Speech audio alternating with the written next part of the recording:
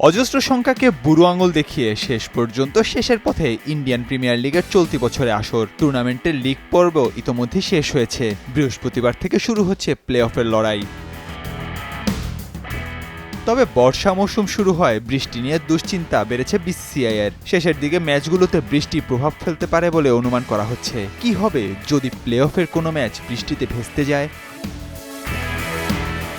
IPL এর পরিবর্তিত সূচিতে qualifier 1 এবং এলিমিনেটরে ম্যাচ রাখা হয়েছে নিউ চণ্ডীগড়ের মল্লানপুরে। কোয়ালিফায়ার 2 এবং ফাইনাল হবে আহমেদাবাদের নরেন্দ্র মোদী স্টেডিয়ামে।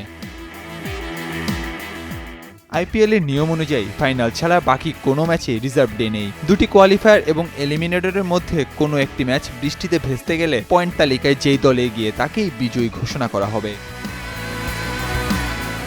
অর্থাৎ বৃহস্পতিবার প্রথম কোয়ালিফায়ারে পাঞ্জাব কিংস বনাম রয়্যাল চ্যালেঞ্জার্স বেঙ্গালুরুর ম্যাচ যদি বৃষ্টিতে ভেস্তে যায় তাহলে পয়েন্ট তালিকার উপরে থাকার কারণে পাঞ্জাব কিংস সরাসরি ফাইনালে উঠে যাবে। বেঙ্গালুরুকে খেলতে হবে দ্বিতীয় কোয়ালিফায়ার।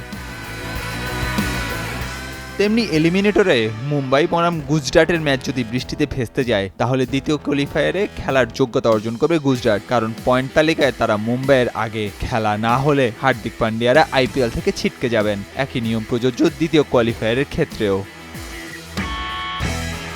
মল্লানপুরে বৃহস্পতিবার বৃষ্টির কোনো সম্ভাবনা নেই। তাপমাত্রা বেশ গরম থাকবে বলে জানাচ্ছে আবহাওয়া সংক্রান্ত ওয়েবসাইট আকুয়েদার। তবে শুক্রবার এলিমিনেটরের দিন বৃষ্টি হওয়ার সম্ভাবনা 25%। তবে যে সময় ম্যাচ শুরু হবে তখন বৃষ্টির সম্ভাবনা নেই। আহমেদাবাদের দ্বিতীয় কোয়ালিফায়ার এবং ফাইনাল কোনোদিনই বৃষ্টির সম্ভাবনা নেই। তবে ফাইনালের ক্ষেত্রে পরের দিনটি রিজার্ভ ডে হিসেবে রাখা হয়েছে।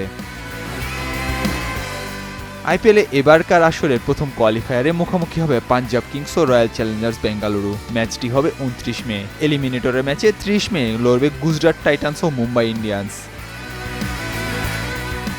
একদিন বাদে ফাইনালের দ্বিতীয় দল হিসেবে জায়গা করে নিতে কোয়ালিফায়ার 2 এর ম্যাচে লড়বে কোয়ালিফায়ার 1 এর পরাজিত দল ও এলিমিনেটর জয়ী দল। আর কোয়ালিফায়ার 1 এবং কোয়ালিফায়ার 2 জয়ী দল 3 জুন মাঠে নামবে শিরোপার লড়াইয়ে।